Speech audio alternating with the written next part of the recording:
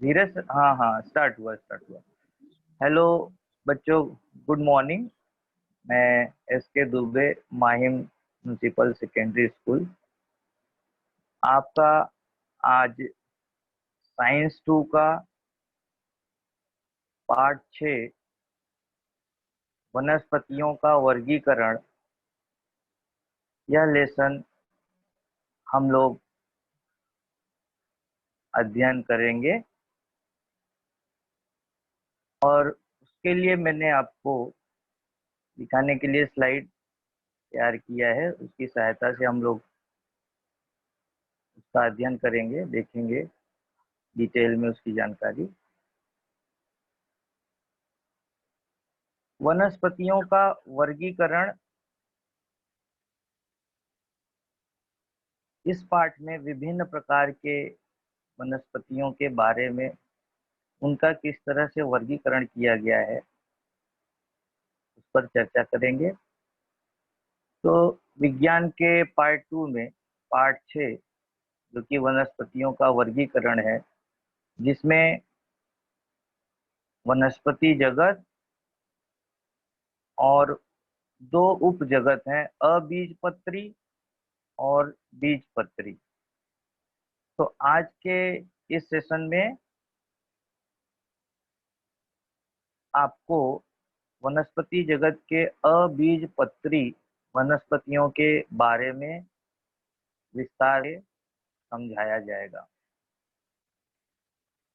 बच्चों, आपको यहाँ पे एक फ्लो चार्ट दिख रहा होगा, और अगर उसमें आप ध्यान से देखेंगे तो इस फ्लो चार्ट में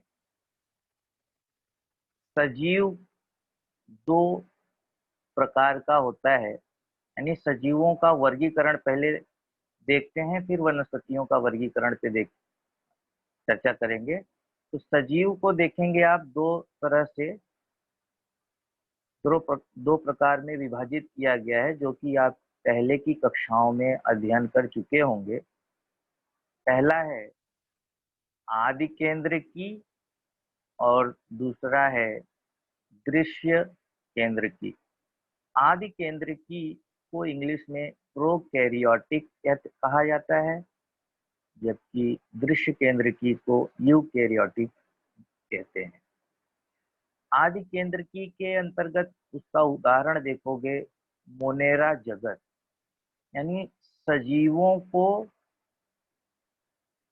5 प्रकार से विभाजित किया गया है, और इसका श्रेय, सजीवों को वर्गीकरण करने का श्रेय, पिछली कक्षाओं में आपने पढ़ा ही होगा कि रॉबर्ट व्हिटाकर जी ने 1969 में सजीवों का वर्गीकरण 5 प्रकार, पंच जगत वर्गीकरण पद्धति द्वारा किया, और 5 जगत में सजीवों को विभाजित किया गया है, जिसमें आप 3 पहली की कक्षाओं में यानी 8वीं तक पढ़ चुके हो। जो सबसे पहला मोनेरा है, दूसरा प्रोटिस्टा, और ये तीसरा जो है कवक। ये आप पहले की कक्षाओं में अध्ययन कर चुके हैं। इस पाठ में, इस अध्याय में हम सभी लोग वनस्पति जगत के बारे में विस्तृत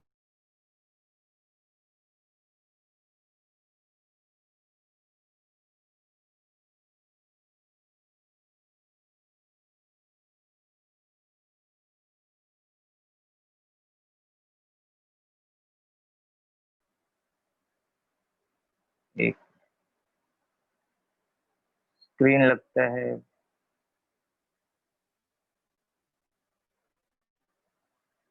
हाँ, लगता है नेटवर्क इश्यू है बच्चों। तो सजीव दो प्रकार में विभाजित किया गया, आप फ्लो चार्ट में देख पा रहे होंगे, आदि केंद्र की और दृश्य केंद्रकी।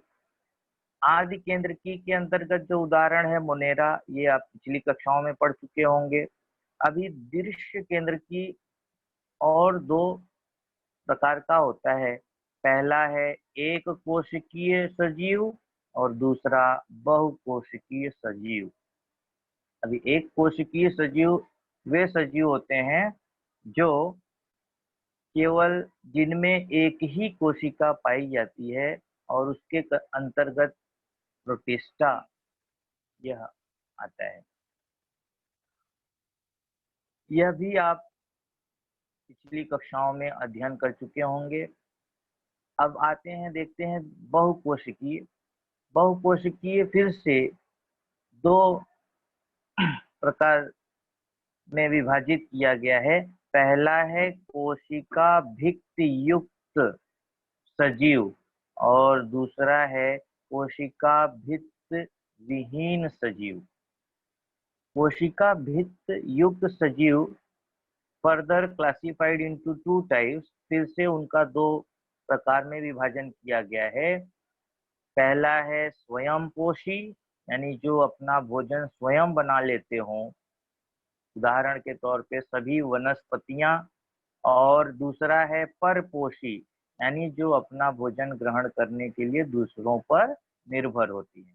यानी कोशिका भित्त युक्त सजीव दो प्रकार के, स्वयंपोषी और परपोषी।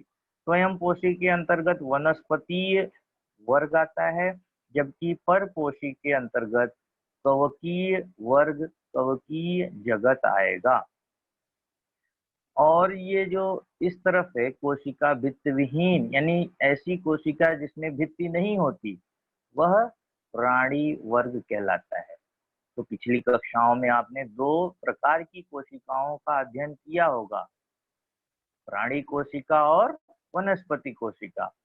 अगर आपको याद होगा तो प्राणी कोशिका में भित्ति नहीं होती, सेल वॉल नहीं होता, जबकि वनस्पति कोशिका में भित्ति होती है, सेल वॉल होता है। और इस तरह से ये पहला, दूसरा और ये तीसरा कवक रॉबर्ट व्हिटेकर वैज्ञानिक जी ने 1969 में ही वन सजीवों का 5 जगत में वर्गीकरण किया, जिसमें आप पहला मोनेरा, प्रोटिस्टा और कवकीय वर्ग का अध्ययन पहले कर चुके हैं। आज हम लोग डिटेल में वनस्पति जगत के बारे में अध्ययन करेंगे।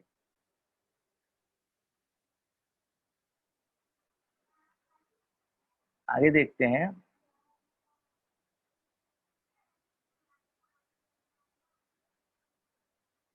वनस्पति जगत, अगर इसका वर्गीकरण किया जाए तो आपको फ्लो चार्ट दिख रहा होगा कि वनस्पति जगत दो प्रकार से विभाजित किया गया है, दो प्रकार में विभाजित किया गया है।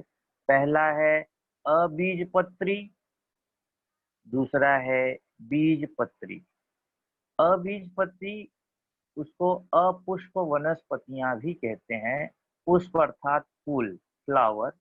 ऐसी वनस्पतियां जिसमें पुष्प लगे, फूल लगे, उसको उसको सपुष्प वनस्पति कहा जाता है, जिसको बीज पत्री भी कहते हैं।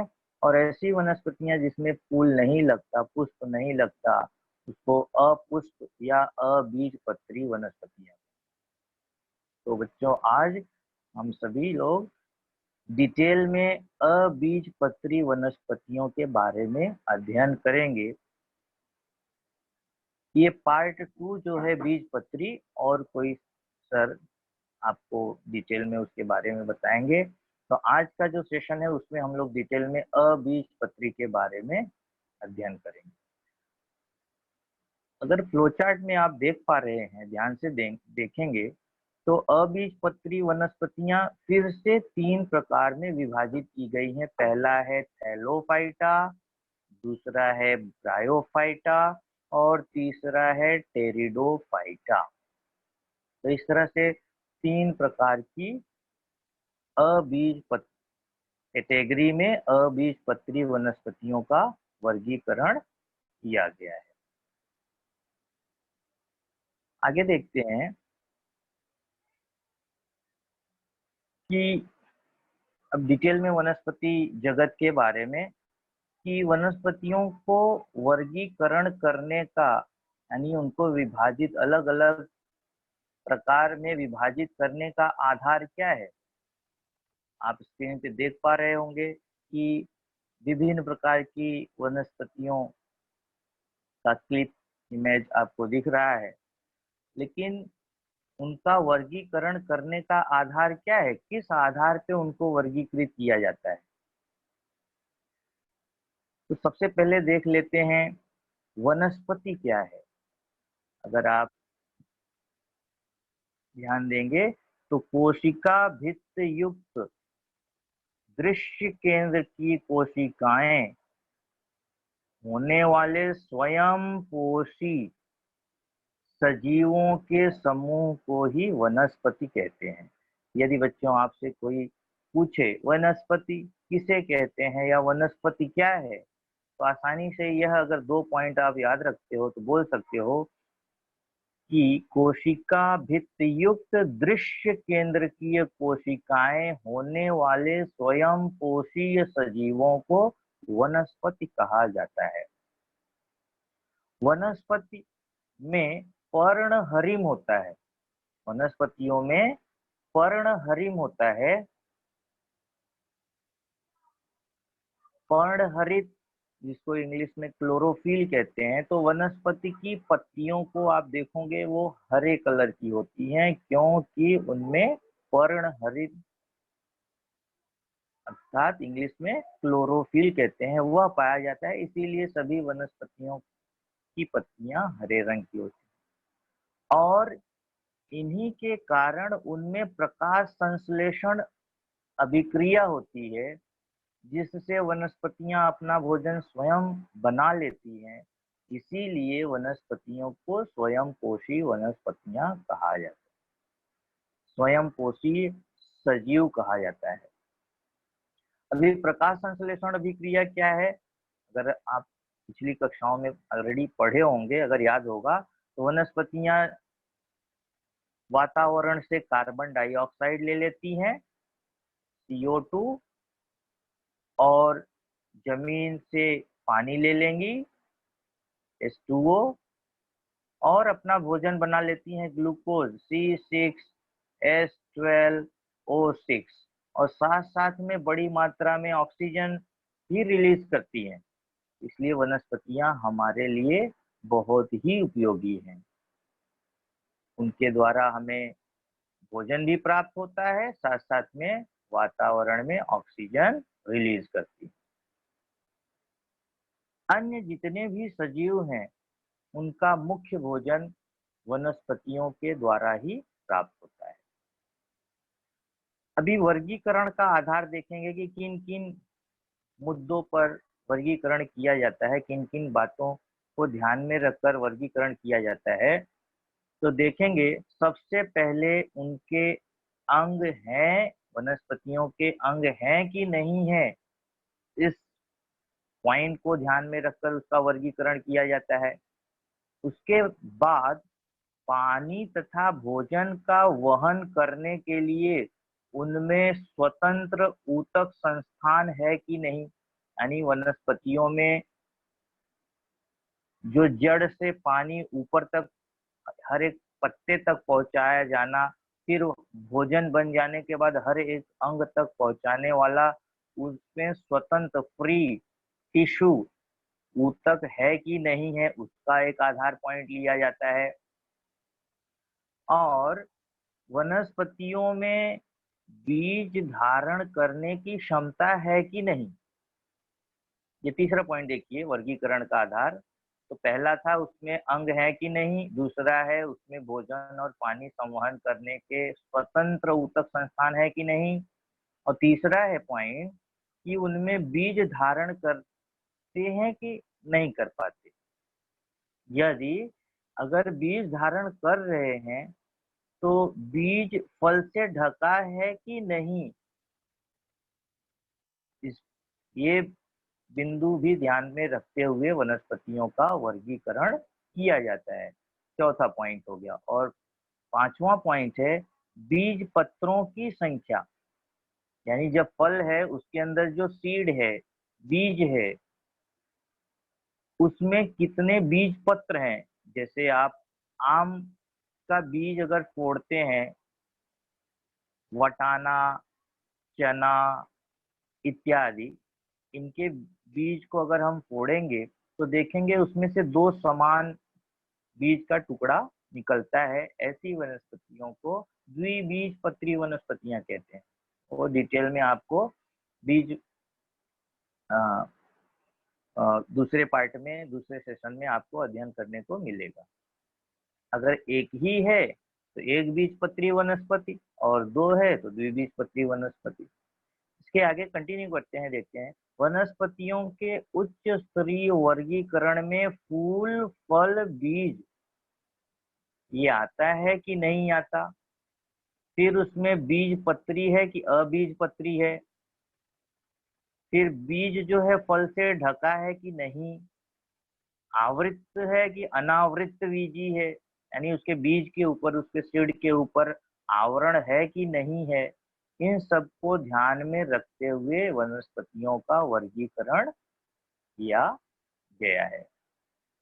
यहाँ पे एक वैज्ञानिक के बारे में थोड़ी जानकारी दी गई है कि वनस्पतियों के जो तज्ञ हैं, साइंटिस्ट हैं, एचट ने 1883 में वनस्पति जगत को दो उप सृष्टियों में वर्गीकरण किया है। पहला है अबीजपत्री और दूसरा है बीजपत्री। तो इस तरह से साइंटिस्ट एचट जी ने 1883 में वनस्पतियों का वर्गीकरण उनके उप सृष्टियों के आधार पे अबीजपत्री और बीजपत्री, इस तरह से दो प्रकार में वर्गीकरण किया है। अगला देखते हैं। अब वनस्पति जगत के अंतर्गत ऑलरेडी हम सभी लोग फ्लो चार्ट देख चुके हैं कि वनस्पति जगत दो प्रकार में विभाजित किया गया था। अबीजपत्री यानी अपुष्प वनस्पतियां जिसमें पुष्प नहीं लगता, और दूसरा था बीजपत्री यानी सपुष्प वनस्पतियां। तो पहला देखते हैं अबीजपत्री वनस्पतियां, जिसको इंग्लिश में क्रिप्टोगेम्स भी कहते हैं। क्रिप्टोगेम्स अर्थात ऐसी वनस्पतियां जिसमें पुष्प नहीं लगता।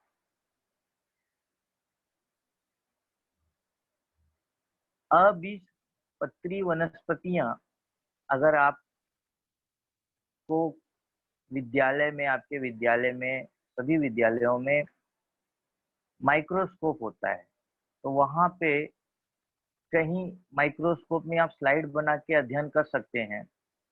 जैसे कि हरे रंग में पानी वाला कोई गड्ढा ढूंढिए, एक एक्टिविटी करने को दिया गया है, आप खुद करके देख सकते हैं।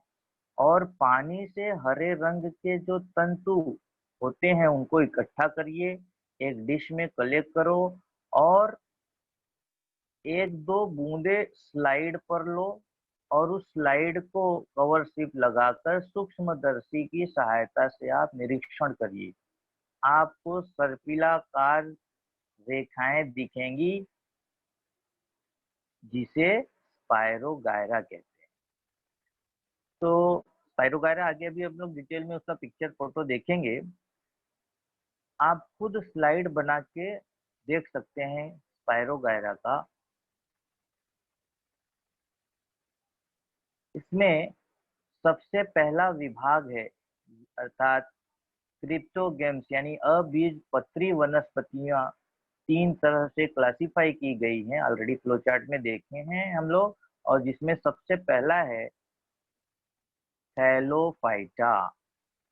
सबसे पहला टाइप का अबीजपत्री वनस्पति है, उसका प्रकार है थैलोफाइटा। यह आकृति देखते ही सभी बच्चे समझ गए होंगे यह आकृति किसका है, स्पायरोगायरा। उसका और डिजिटल यहाँ पे क्लिप दिख रहा होगा, राइट साइड में आपको स्पायरोगायरा का यह चित्र है। अभी जैसे मैंने बताया कि आप किसी गड्ढे से अ, पानी लीजिए जिसमें हरा-हरा कुछ दिखता हो और उसका स्लाइड बना के देखेंगे तो उस स्लाइड में आपको इस तरह की आकृति दिखेगी। थाइलोफाइटा के बारे में थोड़ा-सा डिटेल में अध्ययन कर लेते हैं हम सब।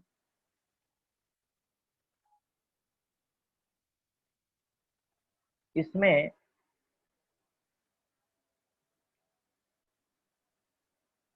आप देखेंगे थैलोफाइटा का अधिकतर यह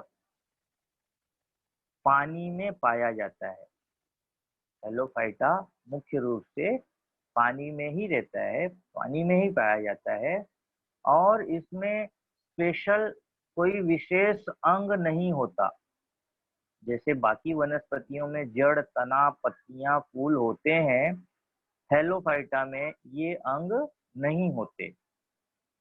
इनमें पर्णहरिम पाया जाता है और जिसकी सहायता से ये अपना भोजन तैयार कर लेते हैं। और देखें, जड़, तना, पत्ती, फूल नहीं है, केवल पर्णहरिम है इनमें और इसकी सहायता से ये अपना भोजन तैयार कर लेते हैं, इसलिए इनको स्वयं पोषी वनस्पतियां सजीव जगत में है और यह कैटेगरी शैवाल कहलाती है, अलगी कहलाती है। तो शैवाल किसे कहते हैं? वे अबीजपत्री वनस्पतियां जिनमें जड़, तना, फूल, पत्तियां नहीं होती, परंतु उनमें पर्णहरिम होता है जिससे वह अपना भोजन तैयार कर लेते हैं और ऐसे वनस्पतियों को शैवाल कैटेगरी में विभाजित किया गया है। ये उसका उदाहरण है। शैवाल भी कई प्रकार के होते हैं, उसमें भी बहुत सारी विविधताएं पाई जाती हैं। एक कोशिकीय, बहुकोशिकीय और अति सूक्ष्म, सुस्पष्ट और बड़े आकार वाले शैवाल पाए जाते हैं। यानी एक यूनिसेलुलर होगा, मल्टी सेलुलर होगा और माइक्रोस्कोपिक होगा, बहुत ही छोटा होगा जिसको विदाउट माइक्रोस्कोप के बिना नहीं देख सकते। तो इस तरह से 3 कैटेगरी में शैवाल को विभाजित किया गया है और उसका उदाहरण आप देखेंगे तो स्पायरोगायरा, ये जो है, चाहे ये आकृति डिजिटल आकृति, ईलोथ्रिक्स, अल्वा, सरगसम, ये सब शैवाल के उदाहरण हैं। शैवाल कहाँ-कहाँ पाया जाता है? शैवाल मीठे पानी में और खारे पानी में, दोनों जगह पाया जा सकता है। मीठा पानी अर्थात नदी या फिर तालाब के पानी को मीठा पानी कहते हैं, जबकि खारा पानी आपको पता होगा, समुद्र के पानी को खारा पानी कहा जाता है। तो ये वनस्पतियाँ समुद्र में भी पाई जाती हैं और मीठे पानी, मीठे जल जैसे कि तालाब और नदी में भी। इन वनस्पतियों का मुख्य लक्षण देखेंगे कि इनके शरीर काफी बहुत ही नरम, मुलायम और तंतुमय होता है। तंतुमय अर्थात धागे के जैसा स्ट्रक्चर होता है इनका और इनमें पर्णहरिम न होने वाले विभिन्न प्रकार के किण्व और फफूंदियों का समावेश है जिसे कवक कहते हैं। अब यहाँ पे अगर ध्यान दोगे आप तो थैलोफाइटा 2 टाइप का हो गया, एक तो शैवाल कैटेगरी में और दूसरा कवक कैटेगरी में फंगई, अलगी एंड फंगी। तो जिनमें जड़, तना, पत्ती, फूल नहीं है लेकिन पर्णहरिम है, वह है शैवाल। जिनमें जड़, तना, पत्ती, फूल नहीं है लेकिन पर्णहरिम भी नहीं है, वह कहलाते हैं कवक। तो कवक के अंतर्गत 2 हैं, किण्व या फफूंदी। फफूंदी वर्ड आते ही अगर आप ध्यान दोगे, आप सभी लोग फफूंदी से परिचित हो। आपके घर में अचार वगैरह बनता होगा, आपके गार्जियन बनाते होंगे और उस अचार को सही ढंग से न रखा जाए, सही से धूप न दिखाया जाए, तो उसमें सफेद सफेद कलर के, व्हाइट व्हाइट कलर का अचार में दिखता है, और वही क्या है, कवक, वही क्या है, फफूंदी है। और एक उदाहरण आपको बताता हूँ, खुद घर पे भी फफूंदी को देख सकते हो। आप मान लीजिए ब्रेड का एक पैकेट लाए, पूरा ब्रेड खत्म कर दिए, लेकिन एक ब्रेड मान लो बच गया, उसको नहीं खाए, और उसको कहीं कोने में ऐसे ही रखा रह गया 2-4 दिन, 6 दिन, और उस ब्रेड को आप 4-6 दिन बाद देखोगे, उसमें व्हाइट व्हाइट कलर की लेयर जमा हो जाती है, और वह व्हाइट कलर ही क्या है, कवक है, फफूंदी है। यहाँ तक समझा होगा बच्चों आपको। आगे कंटिन्यू करते हैं, अगला स्लाइड देखते हैं क्या है। दूसरा विभाग, पहला विभाग देखे हेलोफाइटा, दूसरा विभाग देखेंगे अबीजपत्री वनस्पति का, ब्रायोफाइटा। इसके अंतर्गत क्या है, देखते हैं। बारिश के मौसम में आपने निरीक्षण किया होगा, नम दीवारों को, ईंटों को, पत्थरों को, साइड में आपको यह आकृति भी दिख रही होगी, पत्थर पर कुछ हरा हरा कलर का दिखाई दे रहा है, एकदम नरम कालीन दिखाई देती है। अगर आप उसे हटाने की कोशिश करोगे तो आसानी से कुरेद दिया जाता है, हट जाता है। और अगर उसका अध्ययन आप लेंस से करो या फिर माइक्रोस्कोप में करो, तो उसका बड़ा आकृति दिखेगा आपको, और वह वनस्पति है जो कि अपुष्प वनस्पति है, जो कि दूसरे टाइप, सेकेंड कैटेगरी में आती है, जिसका नाम है ब्रायोफाइटा। अब ब्रायोफाइटा के कुछ लक्षण, उसके कैरेक्टरिस्टिक देखते हैं। यह उभयचर वनस्पति। अभी जैसे उभयचर प्राणी क्या होता है, जो जल में भी रह ले और जमीन पे भी रह सकता है, ऐसे प्राणी को उभयचर प्राणी कहते हैं। जैसे कि मेंढक, फ्रॉग, वैसे ही कुछ वनस्पतियां, उनका अधिवास मिट्टी में भी हो सकता है, नम जमीन पे भी हो सकता है, पानी में भी रह सकती हैं, इसीलिए इन्हें उभयचर वनस्पति के कहा गया है। ये कहाँ कहाँ पर उग सकती हैं, नम मिट्टी में, परंतु प्रजनन के लिए उन्हें पानी की आवश्यकता होती है।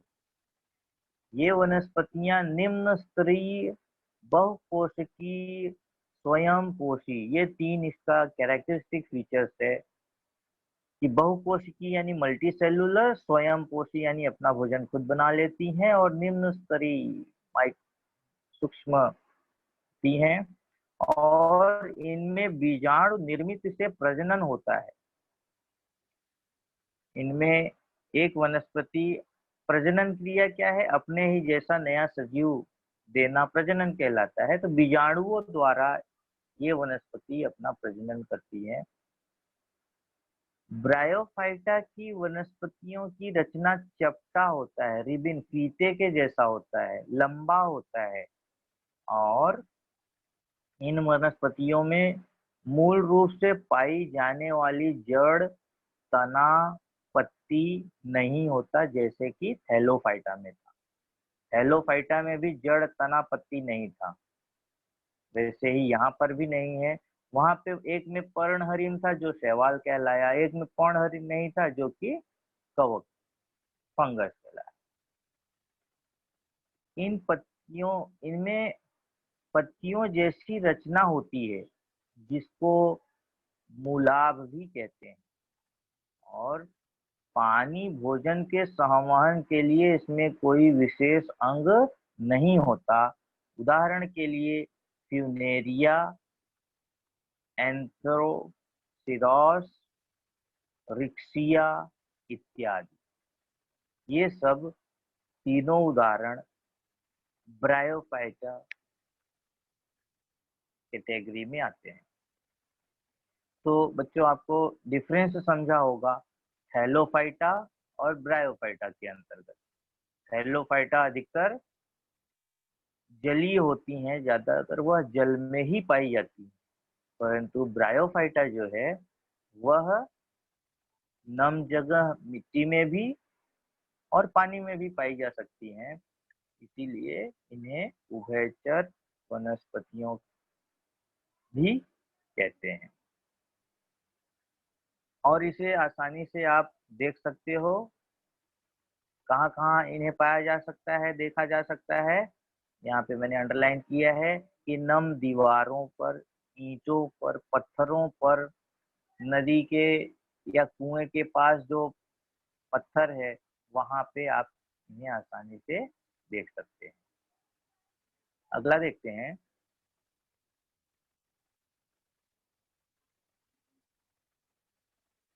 ऑलरेडी नाम मैंने आपको बताया था ब्रायोफाइटा के उदाहरण।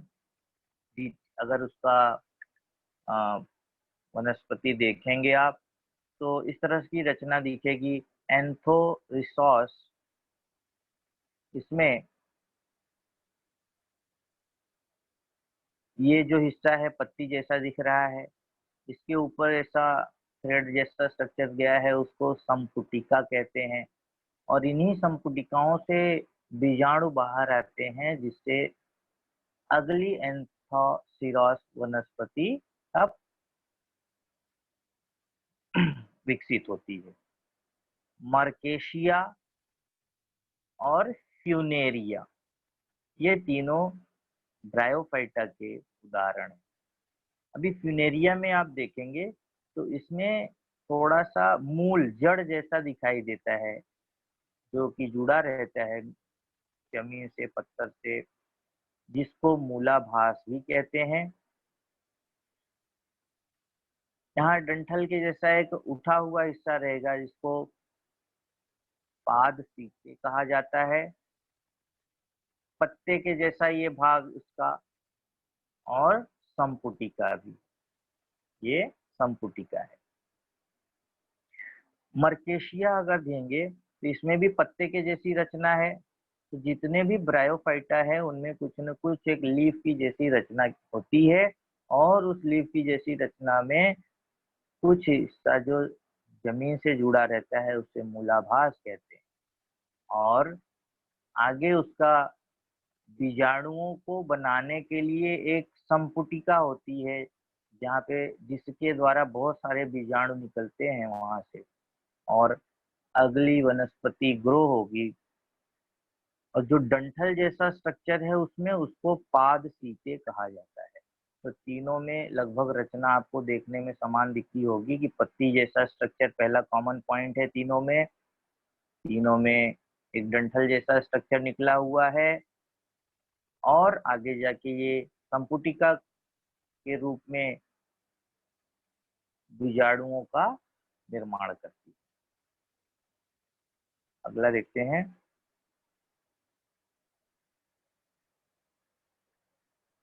तीसरा विभाग है, तीसरा प्रकार है अबीजपत्री वनस्पतियों का, क्रिप्टोग्राम का तीसरा टाइप टेरिडोफाइटा। पी साइलेंट है यहाँ पे, इंग्लिश में अगर इसका नाम देखेंगे, हिंदी में टेरिडोफाइटा ही। यह भी आसानी से आप कई बार देखे होंगे बागवानी में, बगीचे में, अपने घर में एज अ शोभायमान, यानी अपने बगीचे को अच्छा दिखने के लिए इन वनस्पतियों को लगाया जा सकता है। यह झाड़ियां में, इन झाड़ियों में आपने फर्न तो देखा होगा। अभी फर्न आकृति आपको दिख रही है, इसके बारे में डिटेल में चर्चा करेंगे, लेकिन पहले अगर आप थोड़ा सा भी ध्यान दिए होंगे, जैसे कभी किसी को गिफ्ट के रूप में बुके दिया जाता है, कोई शादी के समारोह में या बर्थडे है किसी, या कोई भी प्रोग्राम है, कोई किसी को गिफ्ट के रूप में बुके देता है, फूलों का गुच्छ देता है, तो उसमें इस तरह की पत्तियों को अगर आपने ध्यान दिया होगा तो ऐसी पत्तियों से उसको सजाया जाता है। तो फर्न शोभायमान खासतौर से सजावट के रूप में इसका इस्तेमाल करते हैं। इसके बारे में हम लोग इसका कैरेक्टरिस्टिक फीचर्स देखते हैं कि टेरिडोफाइटा के क्या लक्षण हैं, क्या विशेषताएं हैं। इस विभाग में यानी अबीजपत्री का जो यह तीसरा प्रकार है, इनमें जड़, तना तथा पत्ती जैसी रचना स्पष्ट रूप से दिखाई देती है। अभी आपको खुद स्वयं अंतर पता चल गया होगा कि अबीजपत्री वनस्पतियां जो 3 प्रकार से विभाजित किया गया है, थैलोफाइटा, ब्रायोफाइटा और टेरिडोफाइटा, तो पहले 2 में जड़, तना और पत्ती नहीं थी।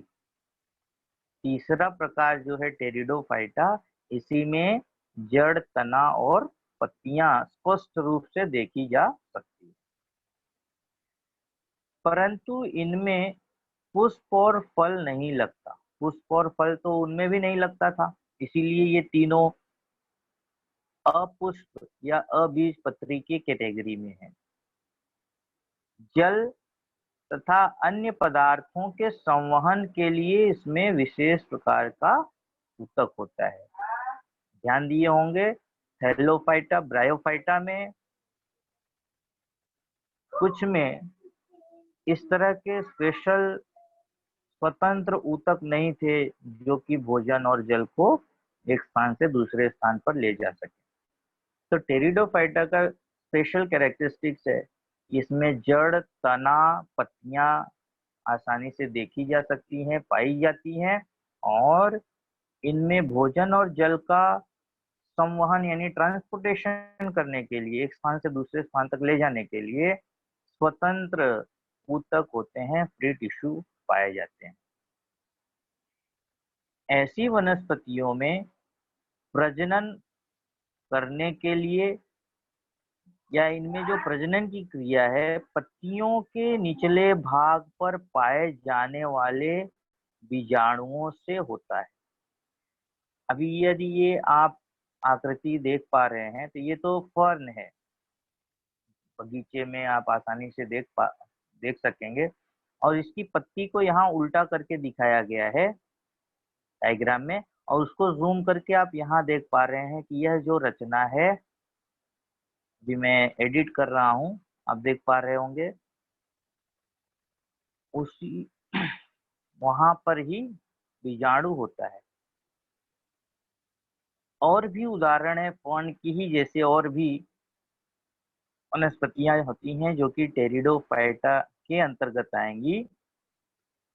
नेफ्रोलिपिस, marsilea, pteris, adiantum, equisetum, selaginella, lycopodium etcetera. ये सब उदाहरण टेरिडोफाइटा के हैं जो कि अबीजपत्री अपुष्प वनस्पतियों के अंतर्गत आता है। इनमें जड़, तना, पत्तियां स्पष्ट रूप से देखी जा सकती हैं, और इनमें स्वतंत्र ऊतक पाए जाते हैं जो कि जल और अन्य भोज्य पदार्थों को एक स्थान से दूसरे स्थान तक आसानी से ले जा सकते हैं। इन वनस्पतियों में दोनों प्रकार का प्रजनन क्रिया पाई जाती है, अलैंगिक प्रजनन और लैंगिक प्रजनन।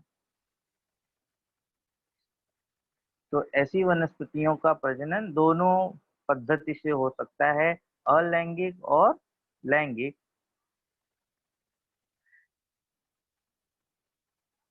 अगला साइड। थैलोफाइटा, ब्रायोफाइटा, टेरिडोफाइटा, यह तीनों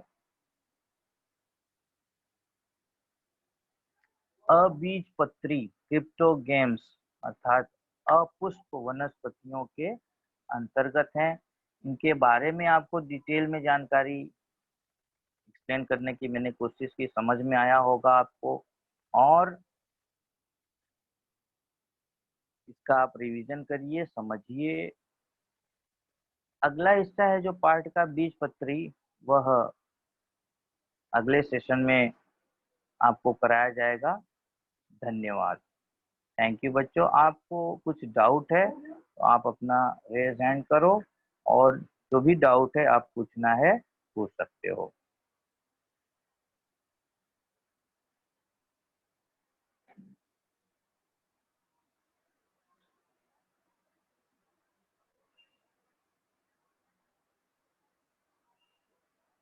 हेलो धीरज सर। हाँ बच्चों, जिनको डाउट है वो पूछ सकते हैं।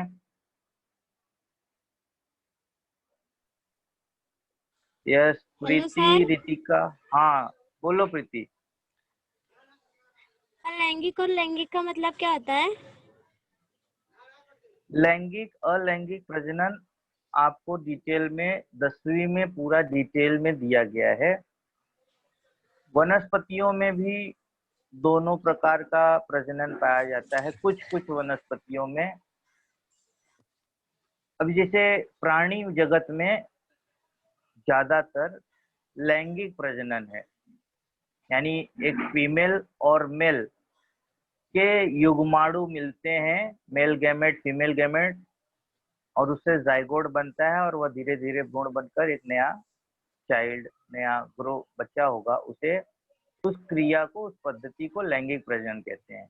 लेकिन वनस्पतियों में कुछ ऐसी वनस्पतियां होती हैं जिनमें मेल गैमेट फीमेल गैमेट की जरूरत नहीं होती, और डायरेक्ट नया पौधा होता है, उसको अलैंगिक प्रजनन। आपको यह डिटेल में नेक्स्ट ईयर पढ़ने को मिलेगा, 10वीं में है। और कोई बच्चा? यस रेडमी 5 करके बोलो बेटा।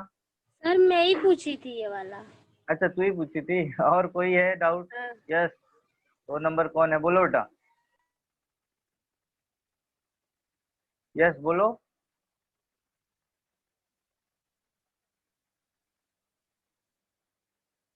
हेलो,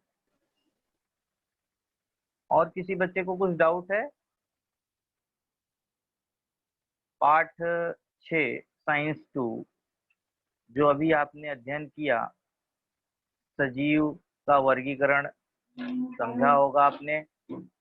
फिर दो तरह की वनस्पतियां, अबीजपत्री और बीजपत्री। बीजपत्री अगला सेशन में आपका होगा। अबीजपत्री में मैंने डिटेल में 3 हेलोफाइटा, ब्रायोफाइटा और टेरिडोफाइटा के बारे में बताया। किसी को उससे रिलेटेड डाउट है और कोई पूछ सकता है? किसी को डाउट नहीं है? नहीं है तो फिर लेक्चर यहाँ पे स्टॉप किया जाता है। Okay, thank you. Thank you बेटा।